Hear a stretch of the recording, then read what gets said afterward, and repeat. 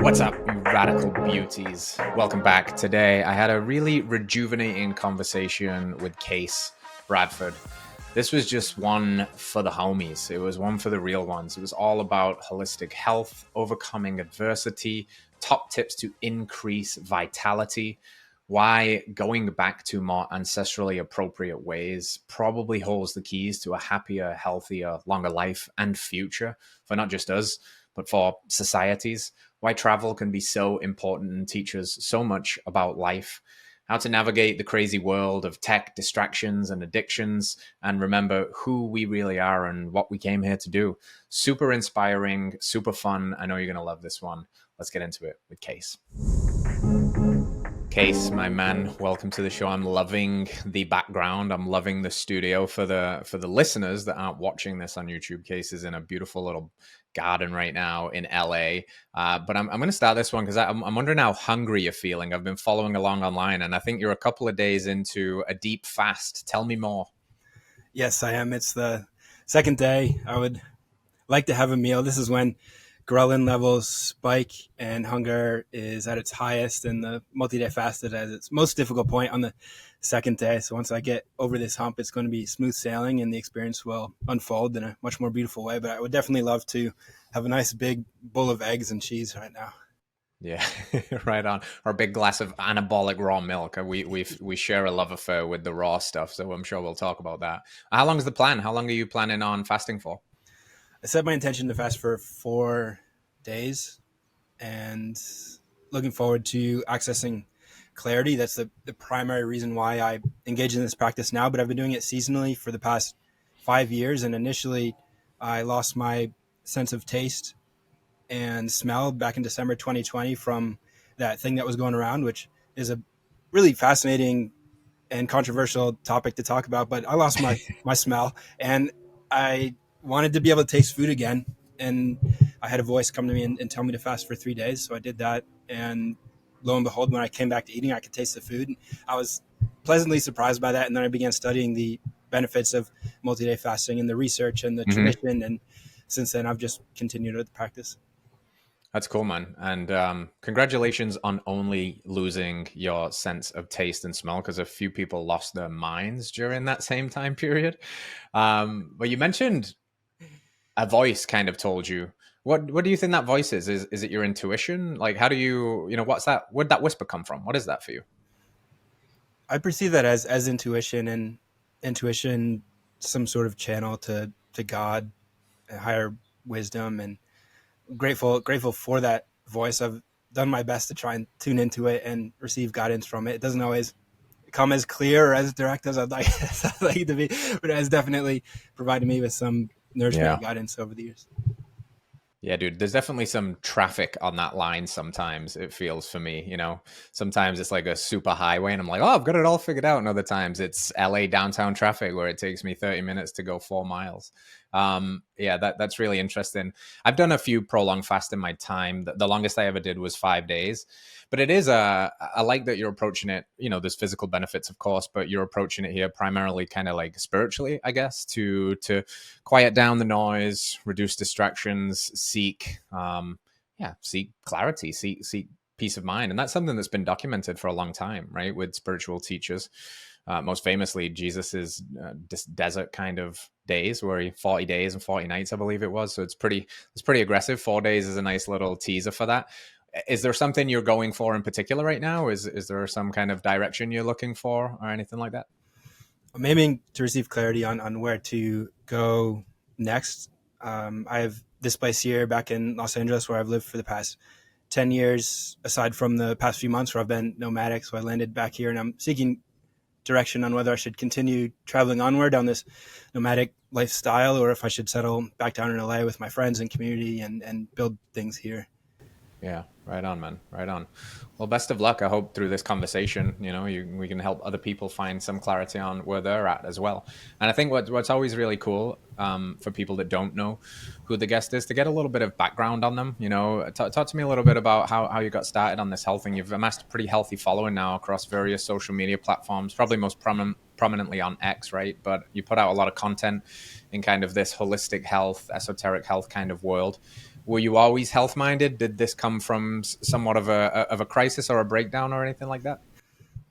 I grew up in a family that was health conscious, but that health consciousness was what was proliferated by the mainstream media. So it was a lot of high carbohydrate, like lots of wheat and low fat. So we're eating a lot of like chicken and pasta, and I was waking up every day and having cereal and Eggo waffles. And as I was growing up, I was relatively healthy, and I'm grateful for that. But I also had braces and acne and struggled Mm, with depression and anxiety. And as I got into college, that turned into a struggle with alcoholism. So I got to a real rock bottom and tried to figure things out. But there's not a lot of great information. At least there wasn't back then. This was like 2010 probably where I started this journey, and I heard Joe Rogan and Rob Wolf talking about the paleo diet, which really stuck in me as like, oh, there's something here. So I tried it, had marvelous results, and then later on down the line got co-opted by the plant-based diet movement, tried that, and my health really reversed, and then came to a place where I settled on the diet where I'm on now, or the approach to healthy living, which was something that's more aligned with nature, and that just came through continuing reading and researching and trying and experimenting. And then I started creating and sharing online around 2020 because we were all locked down, and I knew that I had information that could help people. So I started sharing about health and fitness, movement, nature immersion, and that's been 5 years now, and I've been able to amass somewhat of a following. Probably had over 100 million views on my X posts over the past 2 years. A lot of that being about raw milk, which we both love. All right, friends, we're back after a blip of technical difficulties. As soon as Case said the two magic words, raw milk, the stream went down because they are watching. In reality, it was probably that he was in too sunny of a backyard and he probably overheated, or at least his computer did. But, Case, I think you were telling us about your journey. So try and pick up where we left off, my man.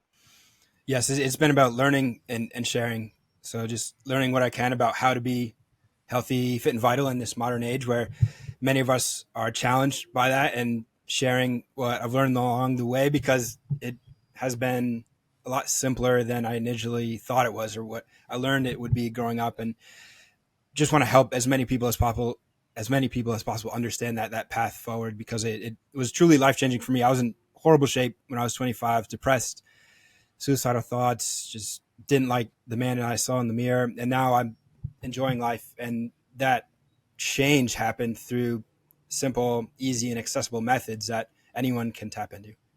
Yeah, I love that, man. I've seen the before and after pictures, and a picture says 1,000 words and all of that stuff. But it was really interesting to hear you reflect on your journey because it mirrors mine quite similarly too. College, a lot of drinking, a lot of like, is this it kind of mentality, feeling a little bit lost. Funnily enough, I had a red pill moment through a podcast that got me started, and then a similar kind of journey of like, wow, this really helped me. I want to share it. And it was funny that a podcast got me started on this, and now I'm trying to give back through the podcast, similar to you, how you're just trying to share.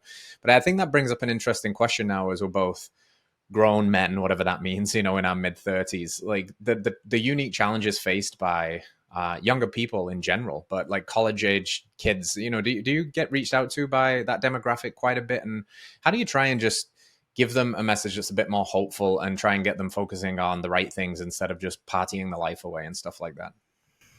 Sometimes I do reach out to them, and I've built a community here in Los Angeles called Movement Meetup, where we connect around movement, community, and nature. And sometimes younger people will come through, and I'm surprised at how aware they are of things that I had no idea about. You'll meet Mm, some kids that they know about circadian rhythm, they know about blue blockers, and they know about seed oils. I didn't know about any of that when I was right. their age. So this information that was once esoteric 10 years ago is now really being pushed in the mainstream by a lot of people, and they have access to this information that we never had on that level. And I think there's a lot of doom and gloom proliferated by the mainstream media, but there's also a lot of hope, beauty, and optimism. And if we focus on the good, we can grow more of that good. And life really is amazing if we choose to be ourselves, as cliche as that sounds. But if we live our lives in a way that is heartfelt and soulful, then we can create a beautiful reality, and we can share that with others. And that's really just a step-by-step process of making a better world. And I think we have a lot to be grateful for as well. We can complain all day about things that are going wrong in our food system or in the modern age that make it difficult to be healthy. We also have a lot of access to amazing things that make it a little bit easier. Yeah, well said, man. And it is, it is somewhat trite and cliche to say be yourself, but it's also the most important kind of advice or truth for someone to try and investigate, because in my experience, most people don't know who their real self is. They get glimmers of it and glimpses of it, but then it kind of gets enculturated out of us as we're put into the industrial schooling complex, and then we're labeled with names and religions and ethnicities and fealty to state lines and what we do and what the men in our family do, etc. And by the time you're, even something like an adult, you're like, who actually am I? What do I value? And I love that you're trying to bring this one to land by saying it's simple. It's not necessarily easy, but it is simple. And that going back to the more natural way of things can help you unlock some of that. When you say these accessible and simple things, what do you lean into most as the biggest needle movers for somebody that's trying to reclaim their health and vitality?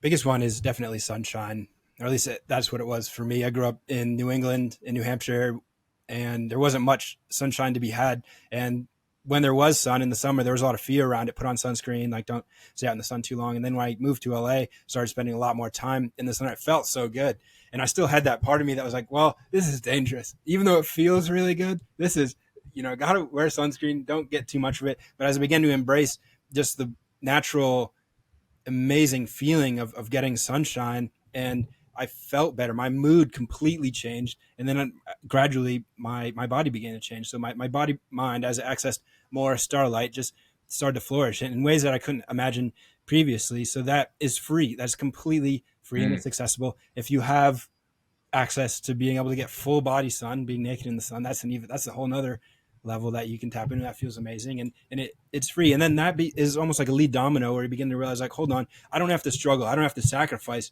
for health. I can just access things that feel good. I can eat beef, eggs, cheese, raw milk. These things are delicious. I can make my own ice cream at home, and it tastes absolutely amazing, and it's healthy and it's nourishing. And then you begin to move along this pattern where you might explore movement in ways, and instead of forcing yourself into the gym to run on a treadmill to burn calories or whatever you think you're doing there, you could go out in nature with a kettlebell, just outside, swinging it around, lifting it, having fun, playing. And there's your fitness practice. You enjoy it. You don't have to force yourself to do it. Your day is better by doing it. And this becomes a self-fulfilling cycle. And you've got all this momentum, that is where it really clicks and becomes easy, the process of being healthy, fit, and vital. yeah, I love that. There's so many directions to go there, but I am really curious and love your thoughts on what you call like esoteric fitness, and basically trying to encourage people to quit the gym, not in the sense of become lazy and do nothing, but get out of the gym environments, get out of the boxes and the machines. Say more about why that's why you're passionate about that and how it integrates into your life and your fitness. This was huge for me because as I began to embrace the sun, I'd find myself in the gym looking out the window saying, gosh, it's a beautiful day. I wish I could be out there, but I have to be in here to bench press and do squats Yeah. and try and get fit. But then I stumbled upon this place called Original Muscle Beach in Santa Monica. I was riding my bike and saw people playing on chin-up bars and climbing ropes and swinging on rings. And this is a very unique place. It was built during the 1930s, the Great Depression. It's been around almost 100 years now, and people just gather there to play and to train. And it's a unique place that should really be in every area, every city or center, Yep. every town should have a place like an adult playground, essentially. And I loved my time there. The vibrations were very high. People were very happy. I felt great being there and afterwards. And then I just decided to keep going back and quit my gym membership. And what I learned over time was that part of the reason why it felt so good, because I was getting access to sunshine, which we already talked about, but also fresh air. So inside of a gym, you've got a lot of stagnant air. There's spraying chemicals. People have perfume. People are farting. Hmm. You're breathing all this in, and it's not the best. When you go outside, you've got fresh, vital air straight from the trees, even oceanside. If you're near an ocean, this air is charged with negative ions and all kinds of vitalizing factors, terpenes, phytoncides from the trees. These increase mood, these increase immunity, and it's an amazing part of this process. Another aspect is grounding. So if you can be barefoot while you're training outside, now you're getting Yeah. more negative ions. You're stacking these benefits together. And from the perspective of health and vitality, this is such an amazing trade-off moving from the gym out in the nature where you can access all these vitalizing forces. Yeah, it's incredible, man. It's funny because it's one of my biggest personal contradictions about gym and fitness too, which I'm living through. And I love the gym, and it's taught me so much. And I love the group that I train with. I love the pursuit of fitness, and I feel that very contradiction you was talking about, like the lights, the flickering, the inside nature of it all. It's just like, man, I wish I could wave a magic wand and rip the roof off this place and just train outside. And I try and square that circle with I'm mostly an outdoor human. I spend an enormous amount of time outside. So I think that it can offset some of that, but for most people, that's not the case, right? It's you see these statistics that 95% of the average human's life is lived indoors, and that can include some of these healthier environments. Like they are going to the gym, but then they're going to the gym, to the car, to the office, to the office, to the house, to the house, to the bed, and rinse and repeat, and never getting outside, never breathing that fresh air, never letting the dogs touch the grass, like you said. And it's such a shame because I feel like feeling is believing, and once you've felt the power of that, it's hard to deny that sunlight, grounding, nature, being by the ocean, man. It's actually funny, the original Muscle Beach you referenced there, I don't know what age I was, but I took a family vacation there. It was a long time ago, and it was before I was super into all of this. And I remember seeing it and being inspired by what was happening there, like those super long ropes that people were climbing, just being like, wow, that's really inspiring, but also a little bit self-conscious because I couldn't access or do anything cool. And I think that was probably one of those waking up moments like, hey, this is possible for you too. But I love that you use the term an adult playground.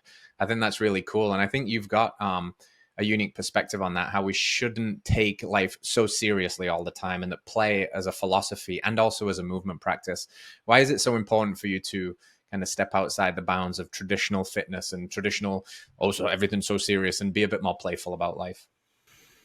It's such a powerful state to access. It's an amazing energy field where possibilities open up. You're able to tap into a more childlike nature. You don't take things quite so seriously, and it is a practice. It's something that you do have to intentionally do as you become an adult. And like you mentioned, where we have to spend so much time inside, we have to spend a lot of time also in a non-play state, in a very serious, productive, linear thinking mode.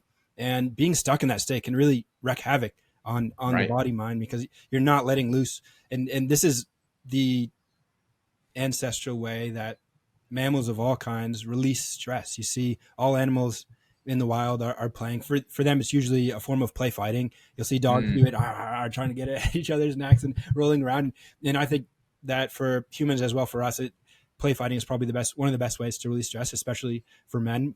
And there's a million ways to play. We've invented so many, infinite over time, and finding something, anything to do with friends outside. Barefoot soccer is a great one. I think you can get a soccer ball for $10 on Amazon, and it just taps you back into this childlike state where you're laughing, like uncontrollably laughing, just completely in the moment. And being able to tap into that is so great. It's such an amazing way to relieve stress, and bringing that to your community is such a great gift. Just enrolling others to say, let's go play barefoot soccer. Let's Yeah.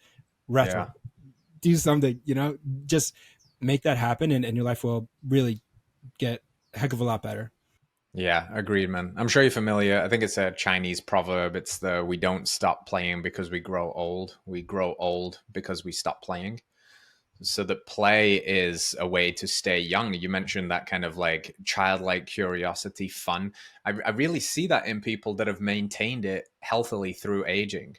However they're doing it, whether they're playing padel or pickleball or pick up basketball, or they're out, wrestling the young guns. Like it keeps them young. Of course, like father time is coming for all of us, but that playful, youthful state of mind is it can be there right to the very end days. And I love that you mentioned the roughhousing and the play fighting and stuff, because it's a huge part of my background. I love it a lot, but I'm guessing that is why you like fighting the homies so much. You're always out there sparring with guys and getting into fights. Very friendly though, very friendly, competitive fights on the beach. Say more a little bit about why you value that and why you think it's so important. You mentioned particularly for men.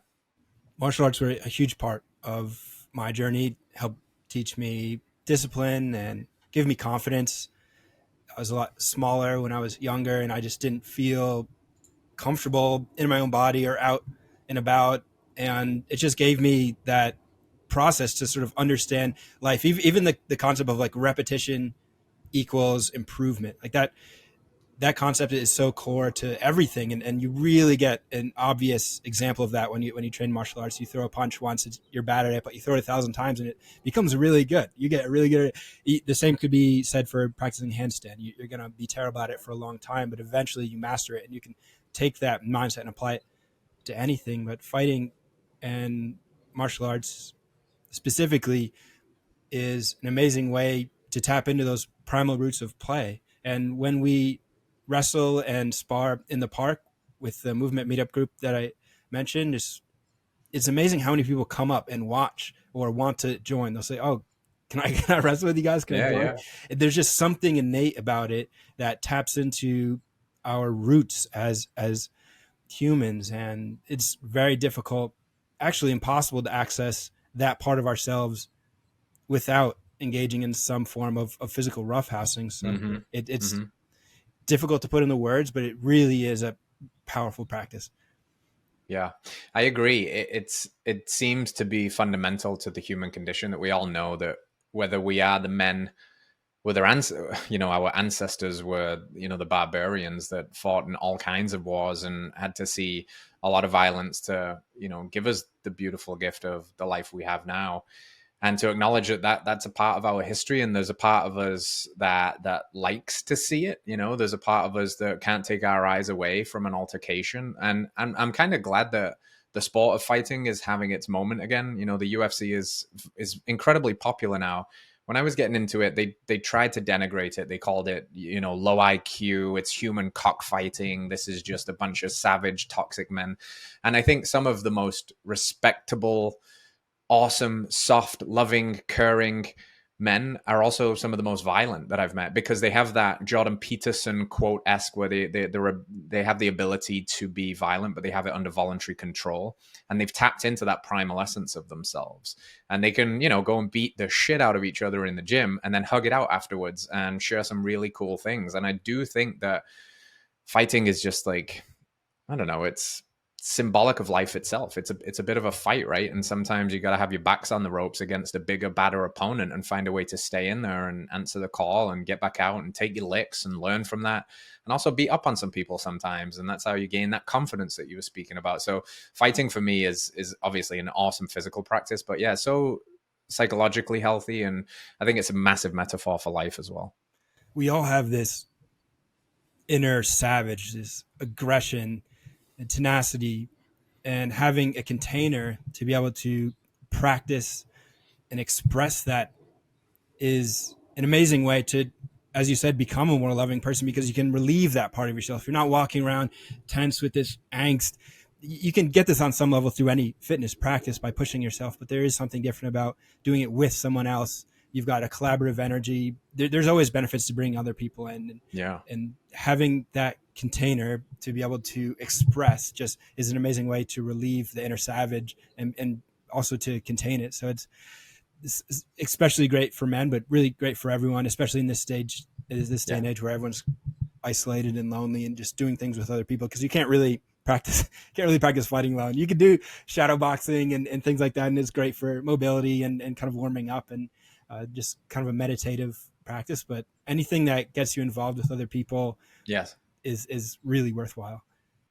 Yeah, yeah, you can become a savage at beating up a bob or a punch bag, but part of the fun of real fighting is that people punch back, and that's scary at first, right? And you're doing that whole like, oh, my chin's in the air, and I'm squinting, and then you get used to it, and then you're in the combat, you're in the flow of things, and it's fun. It ups the stakes a little bit, but I just think more than anything else, and I give this advice a lot to men that ask me questions about maybe they're just feeling a little bit lost, or they're low confidence, or they've got a lot of anxiety. There's a whole host of things that they can do, and we've spoke about a few of them today. Obviously, get your diet in order, sleep better, get outside. But I always try to push men towards like a safe place where they can express that violence in a controlled way. Go to a jiu-jitsu gym, go to a Muay Thai gym, and actually learn that, because I think it's fundamentally required. We need that challenge. We need that element of healthy competition, and fighting does it better than anything else.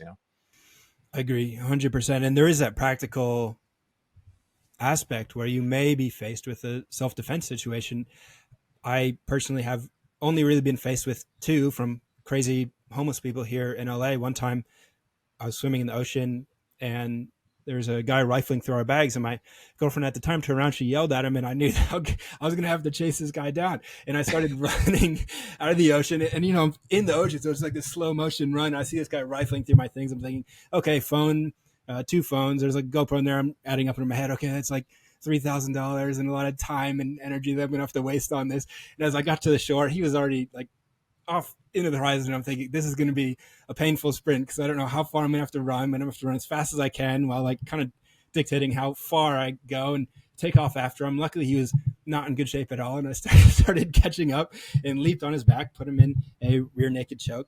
And this was the first time I've ever choked someone in a non-martial arts situation. He really began to squirm like a fish, like freaking out because he had no idea what was happening. And by that time, some police pulled up on their dune buggies and just like stopped the situation. And it turns out he only actually took my shoes, left all the valuable technology. But these things happen. You never know what might happen. That was a pretty tame example, but I've had friends who have been involved with where I'm sure we all know people who have been involved in more serious situations. And the best thing to do is always get away to run. But if you have to defend yourself or someone you love, it's good to have some level of training. So well said, man. I think that is the biggest pivotal moment for me as well. Of when you give off a confident aura, people assume that you've always been confident. I think it's a mistake people make a lot of the time because people assume I'm a very confident guy. And I guess I am naturally confident now, but not so naturally because it was earned. You know, confidence without being earned is arrogance, right? It's delusional. And I think what gave me that confidence is the ability to know that if I ended up shit creek, I at least had a paddle and it was in my physical competency. And you know, traveling all around the world and being in foreign countries and having strange eyeballs on you and all those things, if you're not confident, could really get you, you know, in a bit of a tizzy. But just like having this calm demeanor about you that like, hey, I don't want violence. I don't want a fight. But if shit hits the fan, I think I'm going to be okay. That just gives you a calm sense of peace. And I think in the conversation about like what the masculine is too, and the energy that we grant to people, I think that peace radiates out to the people around you as well. And that's why I also think it's very good to, you know, be what's the term? You want to be a warrior in a garden, not a gardener in a war zone. And that's kind of, you know, that we end up in. And, you know, God forbid you ever need it, but hopefully you have those skills. And I guess that puts, you know, the functional into training too. Like it's not just about having a super impressive bench press or back squat. Like when you need it, can you use it? Can you access the ability to sprint and catch that guy? Can you take him down? Can you take your things back? Could you protect yourself if he turned around and he had a weapon? You know, does that factor into how you kind of curate your training now? Like what are you training for? You're broadly, you know, you're a very fit guy, but do you have a specific goal in mind, or is it just to become as well-rounded as possible? Like what are you targeting? The functional aspect of fitness definitely is the most appealing to me. And I think that draws me in on a level that is a bit deeper than what I look like. So it's got more meaning, it's got more purpose, and it ties in on a deep level. I want to be able to sprint. I want to be able to leap. I want to be able to balance if need be. I want to be able to fight and defend myself.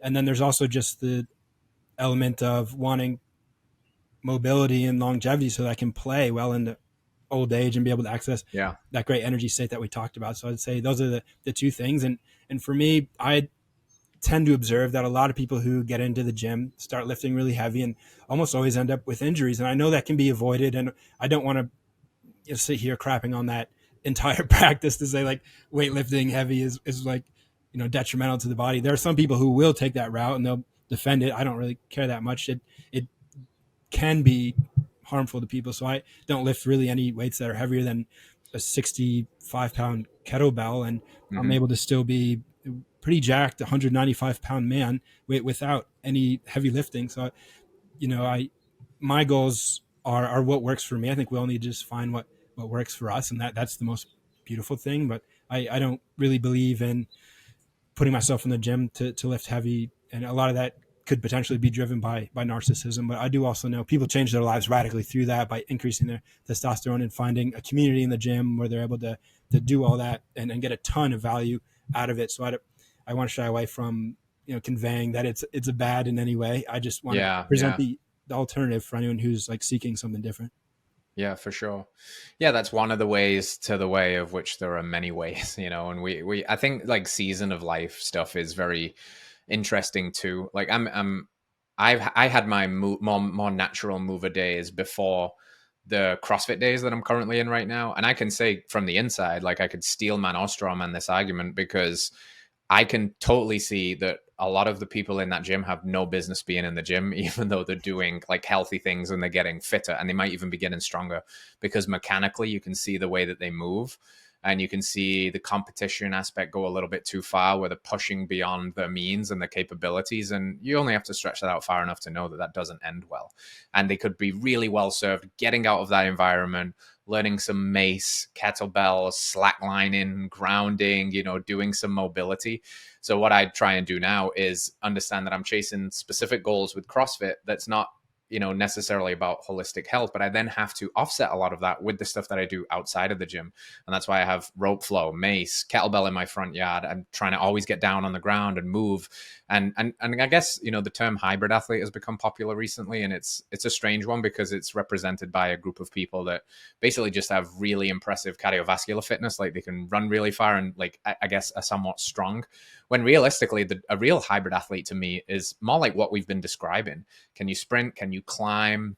Can you fight? Do you do skills? Can you trick? Can you do a handstand? Can you do a backflip? Like, can you wakeboard? Can you ski? Like that to me is like the true definition of a hybrid athlete. And what I want to be as I, get into my older guy years is just like as competent in as many things as I can possibly be. Yeah, it feels great to deadlift 500 pounds. Is that necessary? Absolutely friggin' not. That's completely me stroking my ego and being like, I could deadlift 500 pounds. But as long as I don't get too wedded to that, to the point where I'm Ronnie Colemaning, and can't walk, 20 years from now, then I think it's all about balance, right?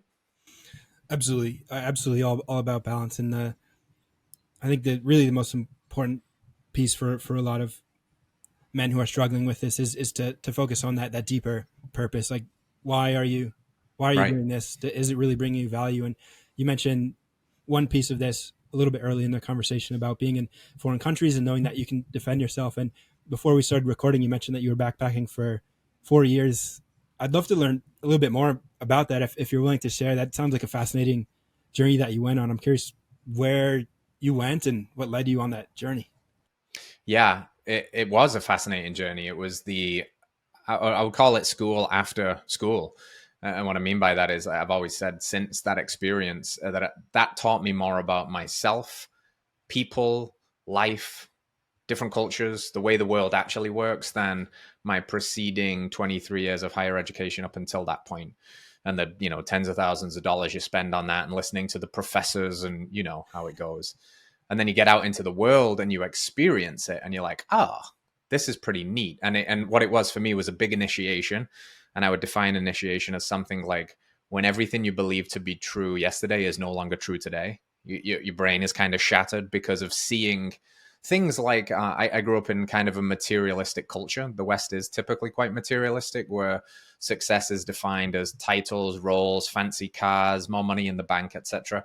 And one of the big, mind-blowing things for me was going to countries that were much poorer, but seeing how rich they were in the currency of like happiness and community and belonging, and realizing that these people didn't have a TV. They didn't even have shoes, man. They didn't have clothes like that were, up to date, the new latest Zara drop, but they were happy, and they were content, and they were kind to us, and they brought us in and they wanted to feed us. And I'm just like, there's something here. And, that was most of that travel was in Asia. And then a lot of it was in Central and South America too.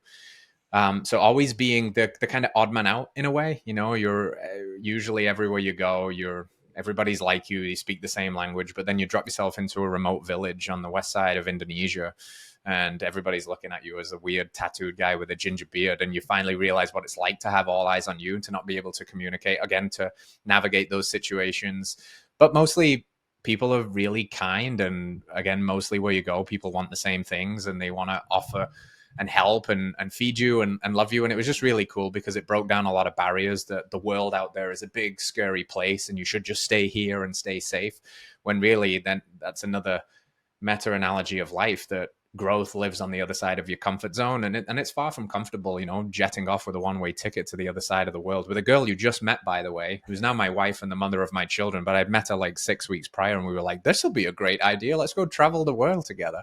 And it worked out, and it was an incredible experience. I learned so much. I got in trouble a bunch and had failures and falls and accidents, but also like so many blissful moments and so many things that shaped me into the human I am today. And hopefully the things I would love to pass on to my children too, to maybe not rush so quickly into the schooling system. We're going to homeschool as they're young, but as they get older, I mean, they're 5 now. By the time he's 18, I'm not even sure college will be a thing, but the school of life itself, get out there and experience it. So travel, I'm just super passionate about it. I think some people see it as a waste of time. You could have been building your resume or climbing the corporate ladder. But once I did that, I realized I didn't want anything to do with that world anyway. What I wanted was a life of meaning and alignment and purpose. And travel was probably the biggest, sip of truth that I could take at that moment. So I'm super grateful for it. And I know over the last, year or a couple of years, you've been trying to try on digital nomad life as well and travel too.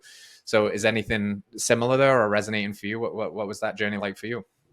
That was amazing, Riff, and I'm glad you shared that. As that was inspiring. I have been experimenting with a nomad lifestyle since the end of February. Let's see, we're in July, so about 4 or 5 months now. I've been without a home address and haven't gone as far out as you have. Spent a month on Oahu, Hawaii, and a month in Costa Rica, and then bounced around a bit in various other places in America. But when you were talking about the people who are very happy with very little, that resonated with me. In Costa Rica, I remember seeing a group of kids playing barefoot soccer in the rain, and the course was all muddy. And I just thought to myself, these kids are so happy. And I've never seen this in America. I've never seen kids playing soccer barefoot in the mud before. And it seems like such an easy and awesome thing, but it just really struck me as something I'll probably always remember, as silly as that might sound, because they're just so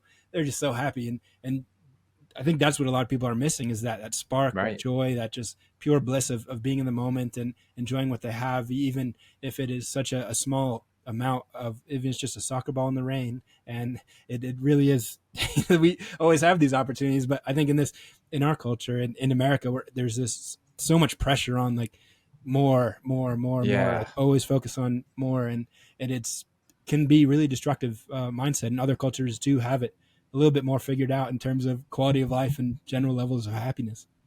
I know, right? And it's a really interesting paradox, because as we were also talking about off air before we went live, there's always this grass is greener thing going on in our minds. And I'm sure people in those countries are like, wow, I'd love to live in America and have all the things that they have. And then the people that live here and got all the things are like, wow, I'd love to go over there and give it all away and be a nomad and a minimalist. And is the grass greener, or is the grass greener where you water it? It's a really interesting thing, but you need these experiences to at least perspective frame things, right? Like when you were reflecting on that vision that will live with you forever of those kids playing in the rain, I have stories popping up in my mind, like these kids in the Philippines that were chasing after me in a very playful way and jumping off these trees, and they were screaming balbas, balbas, and I didn't know what that meant, and I later learned it meant beard.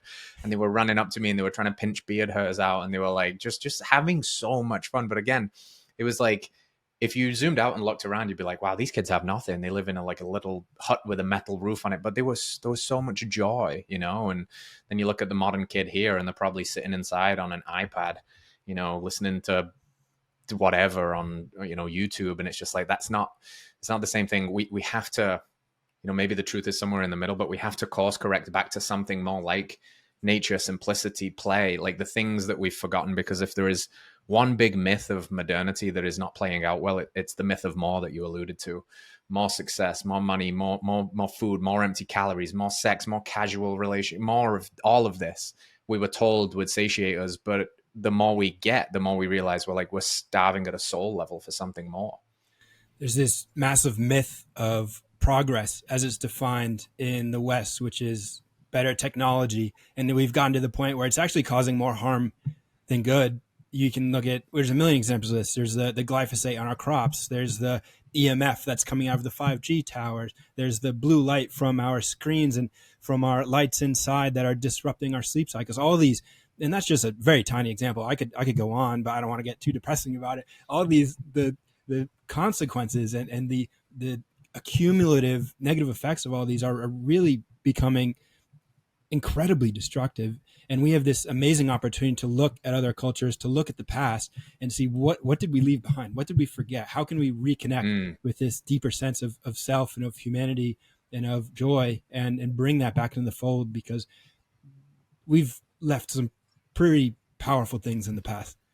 Yes, I really agree, and I think, sometimes people that think like us and we pedestalize history a little bit, like the way of our ancestors, it gets attacked by the modern, more scientifically minded, science worshipping people. Oh, that's just an appeal to nature, and you don't want to live like your ancestors. They all died at 35, and and it's like point missed entirely. Nobody's necessarily saying that we go back and purely live off the land in the jungles, although I'm not totally opposed to that either, but that these things can coexist. But this completely disconnected reality that we're currently living in, this hyper dependence on centralized systems, disconnection from our food, disconnection from the way of being, dysregulated nervous systems, I just think it's very obvious for anybody with eyes willing to see that that is not working. It's not working. And you can pick any metric you want to, whether it's suicide rates or depression, anxiety, early death, Alzheimer's, cancer rates in children. Like it clearly isn't working. So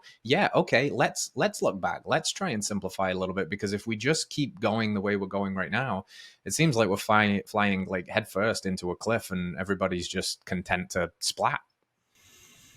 So well said. And it's our opportunity, and honestly it's a sacred responsibility. Everyone listening to this who's aware of these ideas, to integrate them into their lives and to share them with others, and to compel people to just change a couple things, to just shift a few ways, whatever calls to them to access this higher level of vitality Mm. and quality of life, because so much stems from that. Once the health is on track, you could then create the life that you know that you want, and share that with others. Who knows what creativity lies on the other side of higher vitality. We've got some serious challenges as a society, as a civilization, and the only way that we'll be able to solve those on an individual level or a collective basis is if we tap into higher level of vitality, get access to greater creativity, and are able to come up with better ideas to solve these problems. But the foundation of that is tapping back into our roots and Mm. increasing our vitality to the point where we're able to even do these things at any level. And we all have the opportunity to access these simple and accessible things for the most part. It's available to all of us. Yeah, we do. We really do. It's right there. But I love that you use the word responsibility too. It's not just, and this is what I worry about with the age of information too, because it's a double-edged sword, right? Like you said, I didn't know about any of this stuff until I was like 21 when I heard a podcast. Now it's kind of like Andrew Huberman goes viral every day talking about circadian rhythms. And if nothing changes, nothing changes. Like, I feel like a lot of people get stuck in the trap of mental masturbation, where they just learn for consumption's sake and they don't actually apply. And that's why I there's that old adage that knowledge is power. And I always like to reframe that and say it's not power. Knowledge is potential, and it only becomes powerful if it's applied.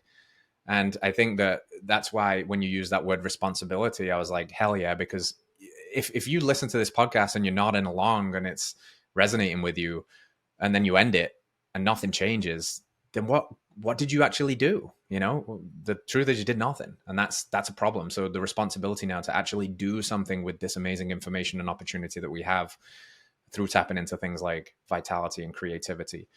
When you say that word vitality, you use it a lot, and I love that word. What does it mean to you? I love that word as well, and I started using it because I believe the word health has been co-opted. It's got all sort of affiliations with it. Affiliations is a marketing term where if you hear a word, you get all sort of images in your Mm. mind associated with that word. So for a lot of people, think of the word health, they probably imagine things like salads and treadmills, and like maybe even pharmaceuticals or doctors, and Mm. things that I really want to separate from it and leave behind. So the word vitality to me means the way that you feel, the way that you look, and the way that you create. And everything in our life is a downstream function of what we create. We're creating conversations. We're literally creating, artwork that we're creating businesses, and all that is stemming from our vitality or our state of being. And so creating a new way to look at health, because health is the absence of disease. And then above and beyond that, we've got almost an infinite level of vitality that can be cultivated and shared with others. So that's the Mm. primary reason why I love to use that word, to try and convey another angle on our state of being and quality of life. Yeah. And I also love that you use in create a lot. I think that we are creative creatures when we're tapped into the highest essence of who we are. And something I've heard you say a lot, fully agree with, that you need to be creating more than you're consuming. Say more about that. That's a huge one. Absolutely essential when we have these screens in our pocket available at all times, to just turn off our brains and mindlessly scroll. And I'm a victim of this, just like probably everybody else who's Same. listening Yeah. to this. Yeah. It's such an insanely difficult challenge, especially because there's so many opportunities. I've connected with so many people through the internet, friends, business opportunities, and every time you open that phone, it's like a slot machine. You never really know what will come as a result of you interacting. But the more that I've been able to be creative and share my authentic ideas and self through whatever medium it is, it could be a podcast, it could be video, it could be writing. It doesn't even have to be on your phone. It actually, I would encourage anyone to create ways that are not on the phone. The easiest and most accessible one would be in the kitchen. Create healthy Mm. meals, nourishing meals for yourself, for your friends, for your family. Use your hands more, and it could be projects in the yard. It could be painting, could be poem, anything that allows you to access kind of your soul at a deep level. The creativity that unfolds when you're really in the moment, when you're really in the flow, you're not really controlling that at all. It's kind of just coming through you. You're a transmitter to another dimension, to a higher power, and being able to serve that function is really an essential nature of us. It's what separates us from other animals, and we're able to Mm. access the divine through creativity and small slices, and learn more about ourselves and impact the world in a positive way. Yeah, beautifully said, bro. I know that you're a fan of Stephen Pressfield and the whole archetype of calling in the muse. And I love that you said like it's a way to touch the divine almost, is to be in creation. And I think humans are so creative to the point that some people have convinced themselves that they're not creative. Like, that's how creative we can be, when the true essence of it is like we are actually creating our realities every single day, even just through perception. But then going beyond that, understanding that you are not your thoughts, you are the one that witnesses them, that any situation that you've previously deemed as a tragedy could be shifted in perspective and seen as an opportunity to grow. That's the first level of, wow, I can create my reality through how I see it and how I speak about the world. And then I can create things, I can create conversations, interactions, I can create food, I can create abundance, and it's right there. What puts you in that highest version of yourself to create? Like when you're at your absolute best, what are the fundamental things that you are doing, feeling, experiencing, being? I mentioned earlier, one of the aspects of vitality is the way that we create. So having a vitality practice that allows me to access that state of high creativity. I remember back being unhealthy and having low vitality, I wasn't particularly creative. I wanted to just sit and consume. I didn't have the energy. Mm. I didn't have the ideas. As I began spending more time out in nature, in the sun, on the earth, consuming local nutrient dense food, and I started having more ideas. Started having more ideas about how I can serve others, how I can create, how I can share these ideas, and now I'm at a place where it's almost too many. Like the challenge now is just like focus on which good ideas that I want to pursue. And I've spoken with many others who have had a similar experience, where as they've gotten healthy, they've just become having abundant ideas for business, for people to reach out to, for places to go. And some of these shine brighter than others, but I can guarantee anyone who is really struggling, if you focus on your vitality practice, if you focus on your holistic health principles, you'll begin to have better quality ideas about how to create your life in a better way. And it's amazing. The concept of like manifestation is really goofy and silly in a lot of ways, but it's 100% real. I've spoken to people who have had very specific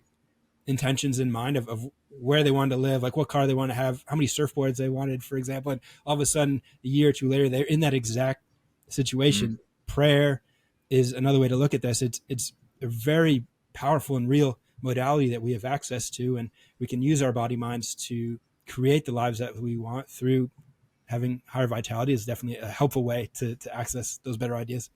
Mm. Rumi had that quote, what you seek is seeking you.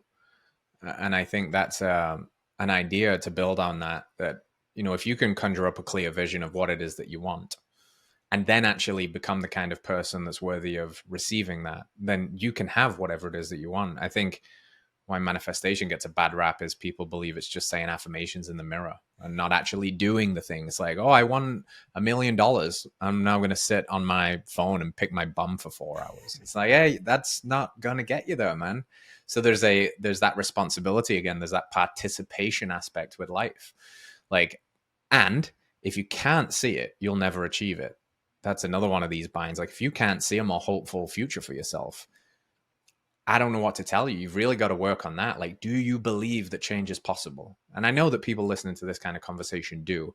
Now, are you courageous enough, brave enough to do the things that are required to attain little bits of vitality coins every single day, so that in X amount of time, you're going to be standing in the very thing that you once envisioned, going like, holy shit, that thing works. Like, we did this. Okay, that's cool. What's next? Fortune favors the bold. Nature loves courage. We look at the word courage. It comes from the root word of Latin of heart energy, and the core is the heart in French. And so opening the heart and leading with that energy is another powerful piece of the puzzle. If anyone's struggling with being courageous, just taking a moment to feel into that energy center and doing what you need to do to help others is, I think, what another missing piece in this, process of creation. Instead of being driven by selfishness, switching to a selflessness as much as possible. It's difficult to do, but that's a powerful piece of the puzzle to unlock a different level, a different resonance coming from a place of love and from heart energy resonance in a different way. Yeah, like, how can I be of service? How can I give to other people? And in doing that, life often gives to you. I think that life supports that which supports life. And that's why you've been afforded a certain kind of lifestyle, because what you're trying to do is not primarily set out for, let me sell as many programs as possible so I can be rich and just give out junky information. It's primarily rooted in, wow, this was really transformational for me. I want that for everybody else. Let me share as much of it as I possibly can. And then the opportunities come, whether that's like a brand affiliation or a connection or a business idea or one-to-one clients. Like, I think that's the grand conspiracy of life, honestly. I think that the grand conspiracy is that life is trying to help you achieve and get whatever it is that you want, as long as you're first helping yourself and you're in integrity. You're in integrity with that thing. Like, you're a nice, clean vessel for it, not just like, well, I want all the money in the world so I can, have hot bitches and a Lamborghini. Like, I don't know if you're going to get that. And I think if you do get it, you're not going to want what you get. That's another interesting one. Paul Chek always said, success is getting what you want. Happiness is wanting what you get. And that's a bit of a mind fuck when you first hear it. But I think that's what we want more people to go for, is not just success for the cultural definitions of that. Again, like we said, money, status, wealth, but happiness, like wanting what you get, a rich life that can sometimes be a very simple life, by the way, but rich with awesome friendships and a loving relationship and children and land and being of service. Like, be of service, give back to the world. I think that's a fulfilling life. Absolutely. I love what you said there, the grand conspiracy of life, and you summed it up really well and hits me hard, really, really resonates. And I hope I can take this forward, because it is so easy to lose sight of that in the day-to-day grind, in the everyday hustle. But coming home to that and revisiting that foundation to realign your intentions and energies is essential, because it's so easy to get lost. It's so easy to lose your way. Oh, it's so easy, man. It's so easy. It's actually conversations like this that put me back in it. And I remember, it's like, oh yeah, it's that. But 2 hours before now, if I get caught in a doom scrolling session, I'm like, fuck, we're all gonna die. The world is over. It's all going to shit. Just burn it. Just eject. And now I'm like, no, no, no. It's so good. And that I think is another really important testament to like how you have to be very discerning with who you surround yourself with. Literally, people, cutting out the energy vampires, thinking about your diet outside of what you put in your mouth. Like, what are you consuming? I heard that the term doom scrolling gets thrown around all the time now, and I use it all the time. But I was like, what if you hope scrolled? What if your feed was just filled with just hope and beauty? And I actually feel pretty proud of my algorithm right now because most of the time my post content clarity is like, I feel inspired to get shit done as opposed to like, ugh, oh no. So just like you've got to filter all these things and try to curate your diet as holistically as possible, I guess. Another option, in addition to the hope scrolling, which is an amazing nugget of wisdom, is to sometimes scroll your imagination, to just put the phone down. Imagine that. And close your eyes if you want, or just stare at the clouds or the wind rustling through the trees, and just allow your imagination to serve up thoughts, ideas, visions, and ruminations, and contemplate. I think there's this real push for meditation in our culture over the past 10 years with all these apps and people who are trying to get you to pay them $30 a month for their meditation app. And that's a really powerful practice. But I think there's not enough to be said about contemplation, just like Yes. sitting and allowing the mind Yes. to unfold, and let you going for a walk without the phone has got to be one of the most like powerful esoteric practices in the world right now. Imagine that. The Yeah. OG. Sit with a tree, sit with a tree, or go sit by the ocean, sit with the birds and the bees and just be. It's wonderful. It's free. It's available to us at any moment. And yeah, we miss the forest for the trees sometimes, pun intended. It's true. Yeah, I was on the phone with a friend yesterday. He was telling me about how he talks to trees, and this isn't a guy who's like a hippie at all. He's a venture capitalist and an advisor for big brands, very successful guy. And he's telling me how he goes and talks to the redwood trees. And I love how the ideas like this, because it opens up your mind to the possibility that so much is alive around us, and the Yeah. opportunities are honestly infinite. And talking to trees, if you can learn the language, I think that's a great way to go about your day, and to do that every once in a while, to touch the bark at least, or Yeah. find one in your local neighborhood that you can hang on when you go around. Just climb the tree if you want. But there's there's really unlimited opportunities around us for play, for creativity, for nature immersion, and for accessing what we're talking about, the higher state of vitality and creativity. Yeah. I think if you don't think that nature is alive, you've just not spent enough time alone in nature, probably. Maybe you were raised in the suburbs and conversations like this just make you go, fuck off, hippies.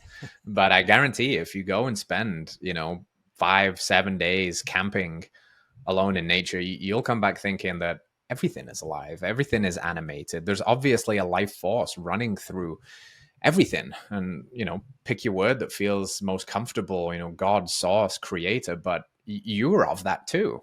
You are of that too. You're the very same stuff. And I think when we go back to that, it slows us down, it regulates us, and it is a wonderful mirror to remembering that we're an extension of nature, not separate from it, but an extension of it. We just live a very interesting, crazy, and disconnected life sometimes that I think it's easy to forget sometimes, but it's right there with a closed eye and maybe your bare feet in the grass. It's true. It's true. And that remembrance can really proliferate throughout our life, and give us so much peace and serenity and a higher state of vitality and quality of life, to be able to share that with others, and bring ourselves a little bit closer to what we really want, which is that state of happiness and joy and fulfillment. Well said, brother. Well said. To ground this one, as we ground the body with some nutrient dense food, love you use that word. I think focusing on nutrient density is really big. What are some of your staples? What's something that Case is always going to try and have in the cupboards or the fridge or on the counter for maximizing and supporting vitality from a nutrition standpoint? Love thinking about this right now on the second day of my fast. I just Oh yeah, sorry, dude. overwhelmed with all these amazing Anything. You're like, give me anything. I'd say the majority of my diet is I like to keep it simple. So the ruminant meat is going to make up the majority of what I eat. So that's primarily beef, and then occasionally bison, goat, lamb, and the reason for that is because monogastric meat, whether it's pork or chicken, those are the most popular monogastric meats, are just going to be overwhelmingly factory farmed, coming from industrial food system, and relatively inflammatory in comparison to what we'll get from ruminant foods and, Yeah. and animal-based nutrition. So that's going to make up the majority. I also love raw dairy. My genetic lineage fits in very well with dairy, and the raw dairy allowed me to digest it. I previously thought that I was lactose intolerant 5 years ago. When I learned about raw milk, I started drinking it. It gave me great immunity, gave me the access to digest all dairy, which was amazing. Mm. And I gained about 20 pounds of muscle from this, accessing more dairy, primarily raw, but also some pasteurized dairy, because I have the enzymes in my system from the raw milk, from the raw kefir. So I can have sour cream. I can have kefir. I can have ice cream, and making ice cream at home is another thing that I love. So there's raw dairy, there's beef. I love eggs, and you can on the realm of ice cream.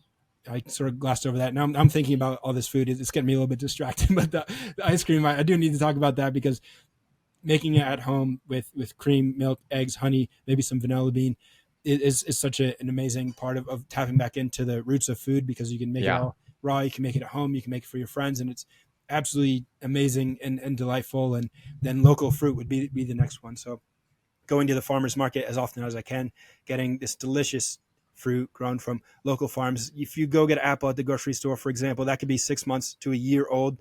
The moment you pick a fruit, it begins to lose nutrient value. So getting it from the farmer's market, you're getting a much more nutritious, much more flavorful food that is grown nearby instead of thousands of miles away in Yeah. another country. And then vegetables on occasion, things like carrots or onions, ideally from a local farm, are some of my favorite foods that I fill my body up with most of the time. Yeah. I feel like, what's that Step Brothers is like, did we just become best friends? Because you're describing my diet in a nutshell. And again, very similar journey. I believe raw milk is anabolic. I think since milk maxing and really getting regular with that a few years ago, I've slowly added about probably 15 pounds of muscle and I feel amazing. And yeah, like to your point, ice cream can be a health food. It really can. Baskin and Robbins or Ben and Jerry's, yes, we're not talking about that. But like you said, the raw milk, the raw cream, the egg yolks, vanilla, honey or maple syrup, that's a health food. And it's a reminder that it's the industrialization of these things that turns them into a junk food. Like OG French fries is potato and tallow. That's a health food. French fries from McDonald's is potatoes plus 17 other ingredients cooked in soybean oil, not a health food. So it's just getting back to the way nature intended it. Again, pretty simple, not always easy, because the food systems aren't really set up, which is why you had a node there to shaking the hand that feeds you, get into the farmer's market and that stuff. I think that advice right there takes, oh man, it takes like 95% of people, 95% of the way there, I agree. It did for me. That's where things really clicked, was when I started eating as much as possible seasonally, locally, and intuitively. And I don't have to think about my nutrition anymore, really. I'm not tracking the amount of protein or the amount of No, calories. I'm just eating what I want to eat. And I think even what you mentioned about like industrial ice cream, giving ice cream a bad name, you could even potentially say the same for fruit. A lot of people are, right. there are some people who hate on fruit, think it's unhealthy, but could it be because this fruit is imported from many thousands of miles away and relatively nutrient depleted? So you're getting a lot of the fructose and the sugars, but without many of the polyphenols and nutrients that are coming from like a real vital local piece of fruit. I think is a Yeah. really interesting, at least, thing to think about. Very much so, man. Yeah. I've really appreciated this conversation. I know you're always up to something new and cool. Like I said, the the offer has been extended. Come to Tennessee and we'll fight each other in the pig pen and we'll down some raw milk afterwards. But as we get ready to wrap this one up, why don't you tell folks either what you're up to next and excited about, and where they can keep up with everything that you're sharing?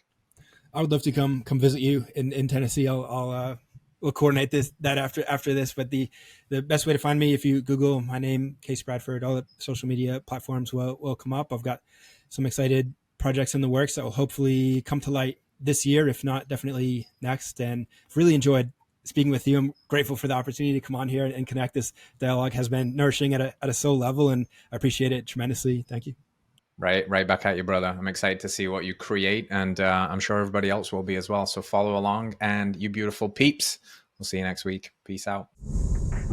All right, friends, thanks for tuning in to another episode of Radical Health Radio. We got a fresh new podcast for you every Wednesday. If you enjoyed the show, consider liking, subscribing, reviewing, and rating us on your podcast platform. It helps to spread this message of radical health. We'll see you next week.